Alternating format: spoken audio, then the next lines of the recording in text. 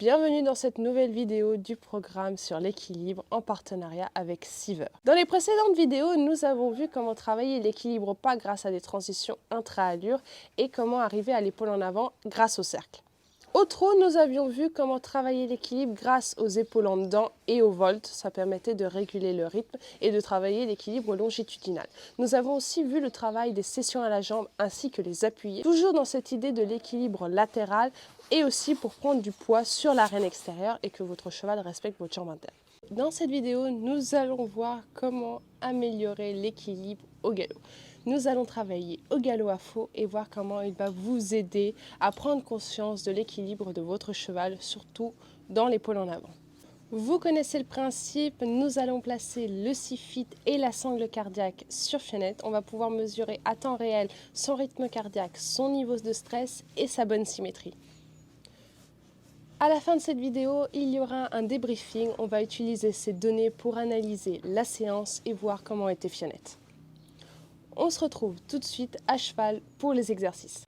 Nous voici pour l'exercice au galop à faux. Alors vraiment très important de savoir que ce n'est pas le galop à faux qui améliore l'équilibre de votre cheval, mais bien le travail de l'épaule en avant.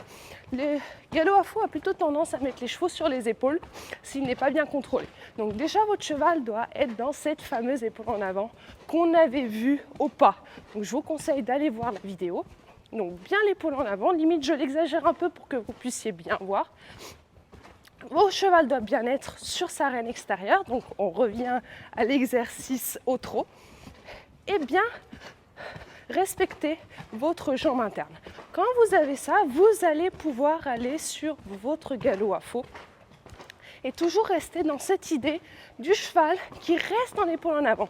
Là, donc elle galope à gauche, je veux que les épaules aillent à gauche. Donc je tends ma reine extérieure, je garde la jument équilibrée sur ma reine droite et j'essaye qu'elle reste toujours dans cette épaule en avant. Voilà, j'exagère le geste pour que vous voyez bien. Voilà. Et voilà, et je garde bien avec ma reine extérieure. Je l'empêche de tomber sur son épaule externe, donc là, l'épaule droite. Et je garde ma jambe intérieure pour que la jument continue à mettre du pli dans la côte à gauche. Là, je vais faire mon changement de direction. Je contrôle toujours sur ma reine extérieure. Hop là. Voilà. Je veux toujours qu'elle mette du poids sur son épaule droite, mais je ne veux pas qu'elle tombe parce que si elle tombe, elle risque ou de se désunir, ou de changer de pied, ou de repasser au trot parce que ça sera trop difficile de maintenir son équilibre tout en gardant le galop à droite et tourner, galop à gauche et tourner à droite. Donc vraiment très important de toujours rester dans cette idée de l'épaule en avant parce que si je laisse mon cheval galoper naturellement, voilà comment il va galoper. Là je n'exagère même pas le geste, je vous assure, c'est vraiment les hanches très devant. Donc je vais vraiment corriger la rectitude de mon cheval par l'épaule en avant. Voilà. Le fait de bien maintenir votre cheval avec la reine extérieure et votre jambe intérieure, ça va vous permettre de tourner dans votre galop à faux. Vous devez vraiment toujours rester dans cette idée que les épaules restent du côté extérieur si vous êtes au galop à faux. Jambe intérieure pour garder le postérieur interne actif, garder le pli dans les côtes. Surtout ne pas mettre la reine intérieure de votre épaule en avant parce que sinon vous allez bloquer le postérieur interne, vous allez bloquer l'épaule et votre cheval ne va plus pouvoir s'équilibrer. Donc vraiment, toujours laisser la possibilité à votre cheval de s'appuyer sur son côté extérieur, toujours faire attention qu'il ne tombe pas. Voilà. Mais cet exercice, alors là je le fais avec une diagonale, je fais une grande courbe, mais on peut aussi faire des lignes brisées. Alors le manège est un peu petit, on a un 30 par 20, je vais quand même essayer de la faire. Et je vais la faire toute petite. Mais vous allez voir, je vais garder cette idée de cheval équilibré sur la reine extérieure. Voilà, je garde ma reine extérieure, je tourne avec mes deux mains, je garde le poids sur reine extérieure pour pas qu'elle tombe. Et je repars sur ma ligne. Voilà. Le poids du corps du cavalier reste lui aussi à l'extérieur. Le mieux, ça serait vraiment sur les deux fesses, bien équilibré au milieu. Voilà. Hop, je tiens le poids à l'extérieur. Vous voyez, elle a voulu se jeter à droite.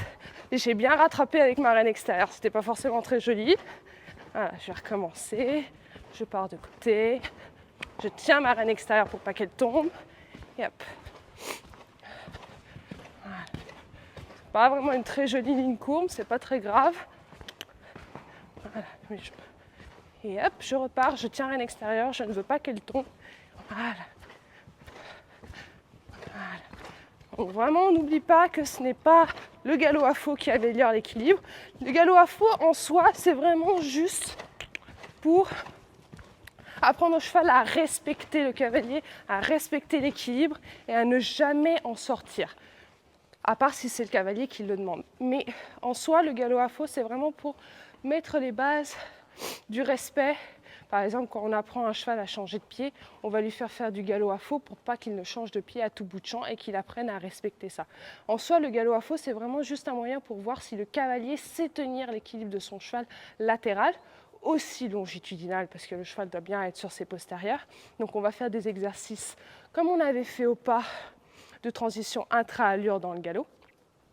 Sur ces exercices-là, alors peut-être pas sur la ligne courbe, mais plutôt sur une ligne droite, et vraiment apprendre au cavalier à se rendre compte à quel point les hanches doivent être beaucoup plus à l'extérieur, le cheval bien incurvé, les épaules qui partent vraiment en épaules en avant, pour vraiment toujours garder cette idée de rectitude et permettre au postérieur interne de venir pousser et équilibrer le cheval. Si vous mettez la main intérieure dans votre galop à faux en voulant mettre le pli, vous allez bloquer le postérieur interne. Donc surtout pas la main intérieure pour ne pas bloquer le postérieur interne, mais tout sur l'arène externe et jambes intérieures.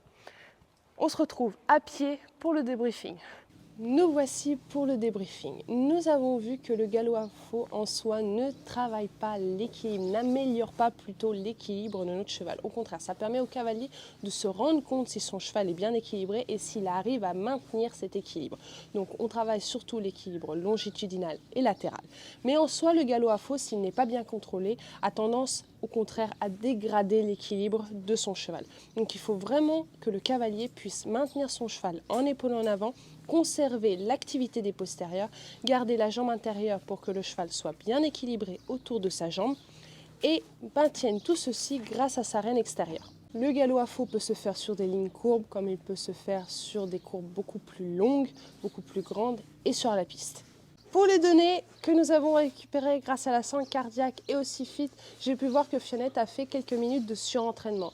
Ça s'est vu sur le trot plutôt vers la fin de la séance, donc je pense que c'est surtout quand nous avons travaillé les allures relevées. Ça a dû être difficile pour elle, ça lui demande beaucoup d'efforts, donc je pense que c'est dû à ça. Par contre, c'est assez encourageant parce que le niveau de stress est resté égal, elle n'a pas stressé, il est resté dans une bonne tranche, donc c'est plutôt encourageant. Dans la proportion, que ça soit dans la direction ou dans le temps de pas trop égalo, c'est plutôt bon. Il y a beaucoup de lignes droites, donc je pense que c'est aussi dû aux exercices que nous avons faits sur le galop à faux. On est sur une proportion 50% de pas et le reste de trot et de galop, donc c'est plutôt une bonne proportion. Le cheval qui doit marcher beaucoup, surtout en début de séance, faire de nombreuses pauses. Donc je pense qu'on est sur un bon quota. C'est quand même très intéressant de pouvoir mettre des données dessus et avoir une idée de ce que représente notre séance. J'espère que cette vidéo vous a plu. N'hésitez pas à nous laisser votre feedback en commentaire. Ça nous fera très très plaisir. Ça nous permettra aussi de nous améliorer. On se retrouve très bientôt. N'oubliez pas le code IBR20 pour moins 20% de réduction sur le compte de Siver. On se retrouve très vite. À bientôt.